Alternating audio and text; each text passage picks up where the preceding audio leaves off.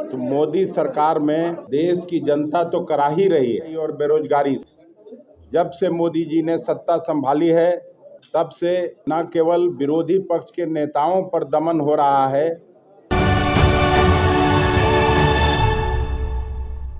तो मोदी सरकार में देश की जनता तो करा ही रही है महंगाई और बेरोजगारी से। मीडिया के लोग भी कम परेशान नहीं हुए। आप सभी इस बात से वाकिफ हैं कितने लोगों की नौकरियां गईं। जो लोग सवाल पूछने वाले थे वो सब अब या तो अपना प्राइवेट चैनल बना के माध्यम से काम कर रहे हैं या फिर वो बेरोजगार हो गए। जब से मोदी जी ने सत्ता संभाली है तब से न केवल विरोधी पक्ष के नेताओं पर दमन हो रहा है बल्कि मीडिया के भाइयों पर भी ये दमन जारी है। एक एक करके मीडिया के लोगों पर अत्याचार बढ़ता जा रहा है। अभी कल ही न्यूज में देखा कि झारखंड के सीएम हेमंत सोरेन के मीडिया एडवाइजर के घर पर ईडी का छापा पड़ा है और मनोज झा जी का पहले बयान भी था कि लगातार अब ये काम ईडी और सीबीआई का विरोधी पक्ष के नेताओं का आवाज बंद करने के लिए, आवाज दबाने के लिए ये लोग इस तरह का अत्याचार करेंगे। बीजेपी ने मीडिया के बंदियाकरण से शासन की शुरुआत और उसके अत्याचार पर उतारू है। कांग्रेस पार्टी इसकी घोर निंदा करती है।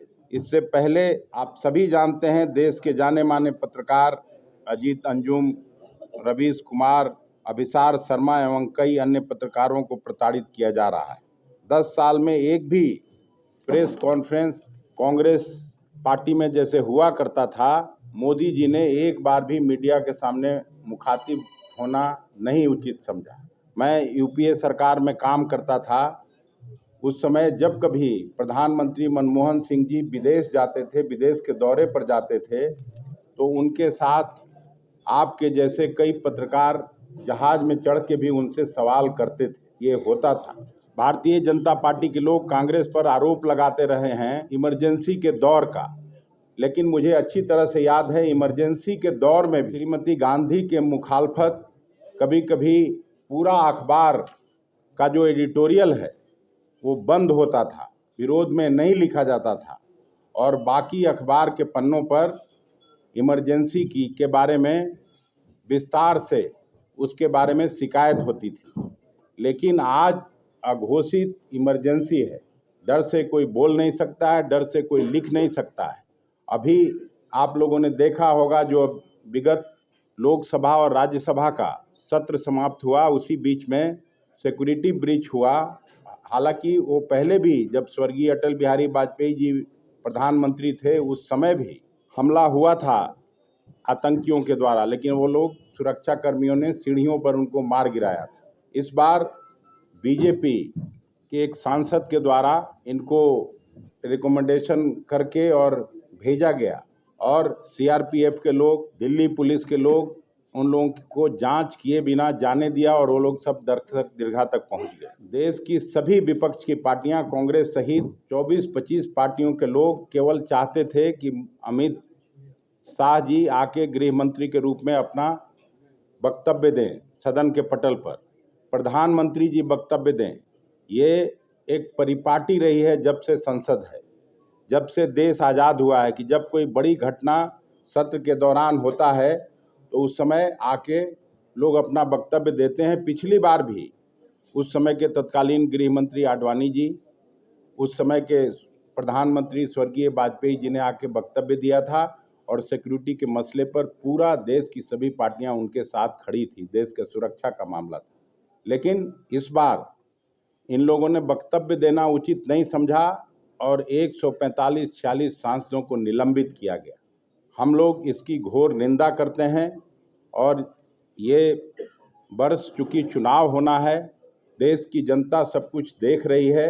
ये 3 हिंदी पट्टी के राज्यों में सरकार इनकी जरूर बनी है, लेकिन लोकसभा चुनाव में महागठबंधन पूरी एकजुटता के साथ चुनाव लड़ेगी और बिहार में मुझे पक्का यकीन है कि इनको एक भी सीट नहीं मिलने जा रहा है। उसी तरह से पूरे देश में मोदी के लोग मोदी जी को देश की सत्ता से हटाना चाहते हैं और पूरा विश्वास है कि महागठबंधन जहां जो पार्टी रीजनल पार्टीज है जो सब कांग्रेस की पार्टी के साथ मिलजुल के चुनाव लड़ रही है। एक एक सीट पर इनको हम लोग हराने का काम करेंगे और उम्मीद करता हूं कि ये साल फिर से इस देश के गरीब गुरबों, छात्र, नौजवान, किसान, मजदूरों के लिए अच्छा साल साबित होगा और नई सरकार जो महागठबंधन के नेतृत्व में बनेगा, ऐसी मैं उम्मीद करता हूं कि ईडी सीबीआई का लगातार दुरुपयोग हो रहा है। कल ही हुआ, कोई ऐसी पार्टी नहीं विपक्ष की है या कोई ऐसा नेता जो सदन में भी बोलना चाहता है, उसका आवाज़ आज संजय सिंह जेल में है और 1 दर्जन से ज़्यादा लोगों को जेल में केवल इसलिए भेजा गया कि वो मोदी जी के नीतियों का खिलाफत करता था, जन विरोधी नीतियों के खिलाफ बोलता था सदन में। तो ये तो लगातार हो ही रहा है। ईडी सीबीआई का लगातार दुरुपयोग हो रहा है। जो प्रजातांत्रिक इंस्टीट्यूशंस हैं उनको ख़त्म करने की साजिश हो रही है। जिस तरह से विश्वविद्यालयों में आरएसएस के द्वारा वाइस चांसलर नियुक्त किए जा रहे हैं, ये किससे छिपा है?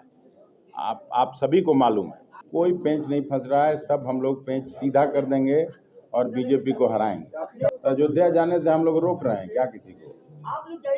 काहे नहीं जाएंगे?